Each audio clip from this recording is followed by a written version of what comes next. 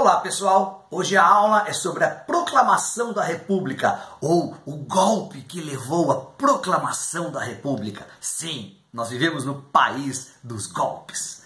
Pessoal, em aulas passadas nós fizemos a primeira parte do Brasil Imperial, desde 1840 a 1870. Podemos dizer que esse período do segundo reinado, já com Dom Pedro II, ele teve uma estabilidade política, onde ele utilizava o parlamentarismo às avessas, e ali ele dividia o poder ora com liberais, o Partido Liberal, ora com os conservadores, o Partido Conservador. E assim, com a economia cafeeira bombando, o Brasil, até 1870, ele teve uma grande estabilidade política. Porém, as coisas começam a mudar a partir da Guerra do Paraguai, o fim dela, a Guerra do Paraguai, que foi ali entre 1864 a 1870, quando a gente destruiu aquele país. Até hoje. O Paraguai parece uma 25 de março gigantesca, Enfim, mas veja a minha aula aí de Guerra do Paraguai. Pessoal, é o seguinte, a partir de 1870, a crise do Império tem início. Então vamos lá entender como é que se deu todo esse processo até 1889. Gente, em 1870, o exército sai fortalecido da Guerra do Paraguai, e esse exército, ele exige duas coisas, Primeiro, melhores soldos ou salários. Os salários eram baixos. E o exército voltou como herói da Guerra do Paraguai. Segundo, o exército brasileiro não tinha voz política, Era proibido ao exército emitir opiniões políticas, escrever artigos políticos ou mesmo participar dela. Então são duas exigências que o Dom Pedro II não se esforça em nenhum momento para atender esses pedidos. Então parte do exército brasileiro deixa de apoiar o imperador, E também são muito influenciados pelas ideias positivistas que vieram da França, As ideias positivistas do Auguste Comte, Dá uma estudada aí sobre o positivismo e a influência na proclamação da nossa república, Que tem por base o seguinte lema: o amor por princípio, a ordem por base e o progresso deve vir por fim. Vejam que na nossa bandeira republicana está lá: ordem e progresso. Alguns dizem que tinha que ser assim a bandeira republicana: amor, ordem e progresso, Tanto é que quando começarmos o Brasil República, a partir de 1889, você vai ter a laicização do Estado, ou a separação da Igreja e do Estado.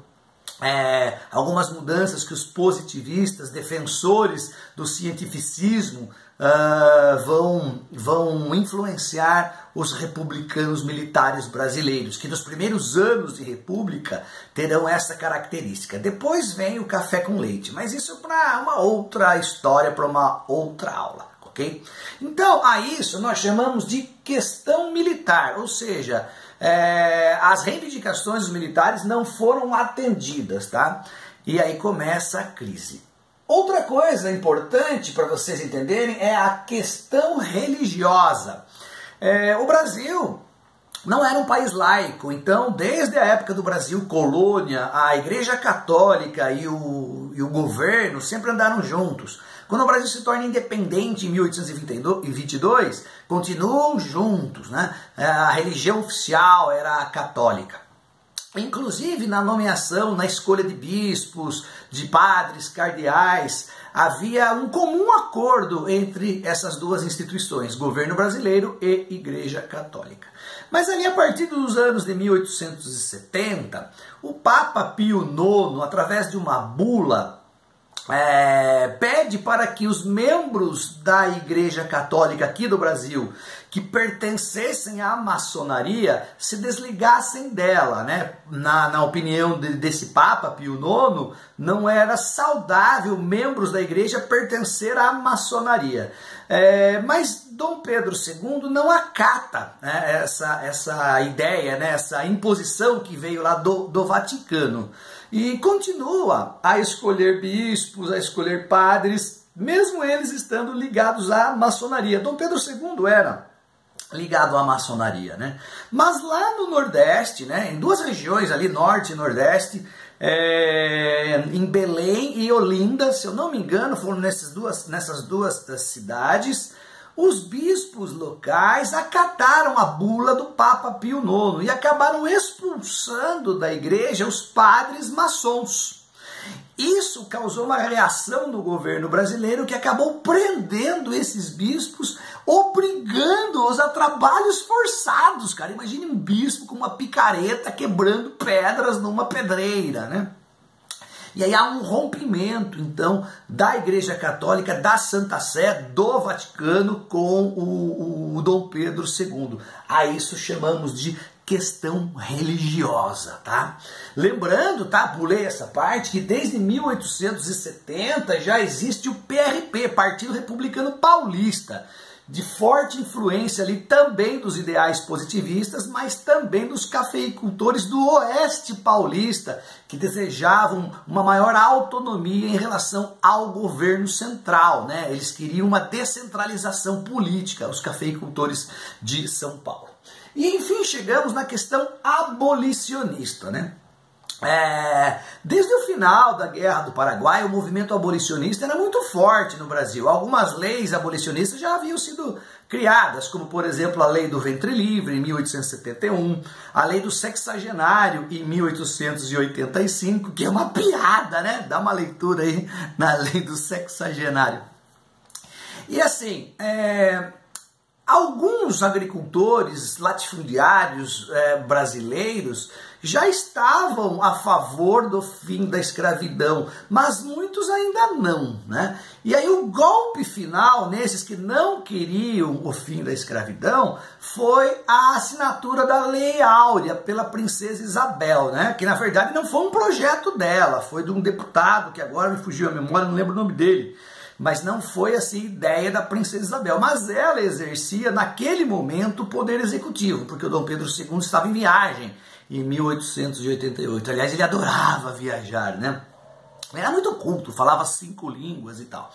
Mas enfim, a princesa Isabel assina a Lei Áurea em 1888, e esses donos de escravos se sentiram traídos, pois não foram indenizados. Eles queriam ser pagos, né, indenizados para libertar os escravos. Então esse grupo, né, que era fiel à monarquia, deixa de apoiar. Então, somando aqui, ó, questão militar, questão religiosa e questão abolicionista, nós temos um cenário perfeito para um golpe de Estado, ok? Porque Dom Pedro II vai cair, mas ele não cometeu nenhum ato de corrupção, não se sabe disso, né? Então ele acabou caindo porque ele perde todo esse apoio. E como é que se deu o processo todo?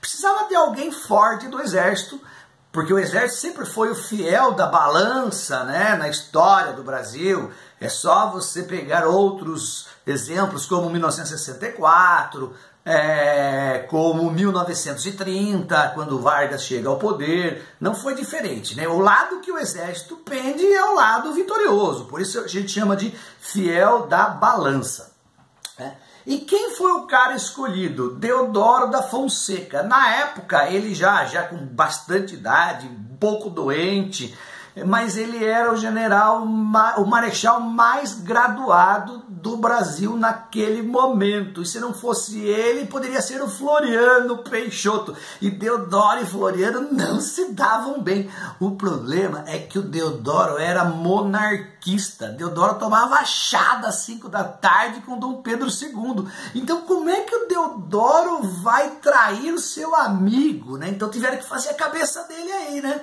Se não for você, Deodoro, vai ser o Floriano. Floriano não, então vai eu. Floriano não, né? Então ele acaba entrando na conspiração do golpe do dia 15 de novembro. O fato é o seguinte, né?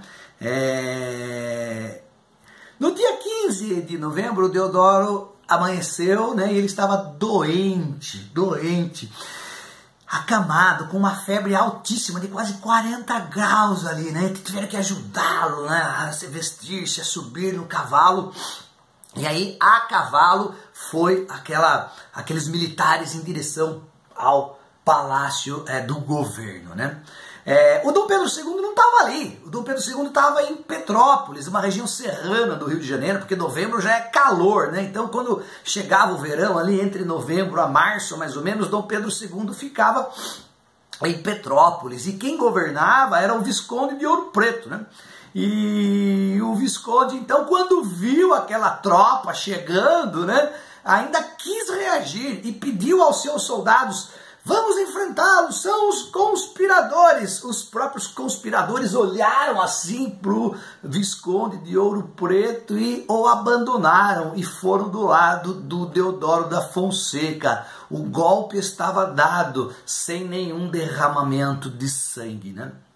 Via telégrafo, o Dom Pedro II foi avisado, ele desce de Petrópolis e ele é obrigado a partir para o exílio. Ele vai viver o resto dos seus dias na França, tá? Onde ele acaba morrendo lá. Os seus restos mortais, muito tempo depois, foram transportados para cá, né? Suas cinzas, e hoje estão ali no museu no Rio de Janeiro. Mas, gente, para finalizarmos aqui a nossa aula, eu quero analisar esta frase do Aristides Lobo, que posteriormente vai fazer parte até do governo republicano, do governo provisório do Deodoro da Fonseca, que vai ser o primeiro presidente do Brasil. Ele escreveu, né, uma obra chamada Os Bestializados, e essa frase aqui ficou imortalizada. O povo assistiu bestializado à proclamação da República. O que significa, né? Que a proclamação da República, o golpe da República, foi dado pela elite brasileira. Não houve participação do povo, como sempre, né? O povo ficou aquém, não sabia nem o que estava acontecendo. Ao ponto de alguns que estavam assistindo a passagem das tropas, lideradas pelo Marechal Deodoro em direção ao Palácio de Governo, acharem tratar-se de um desfile, de uma parada militar. Olha que lindo esse desfile, hoje é feriado, estão comemorando algo, por que essa parada militar? Tratava-se de um golpe em andamento, tá? Então o Brasil deixa de ser império, né? Deixa de ter rei e passamos a ser uma república. Será que tudo mudou ou nada mudou? O modelo socioeconômico mudou ou nada mudou? Aguardem, isso discutiremos em próximas aulas. Valeu, pessoal, um abraço, até a próxima.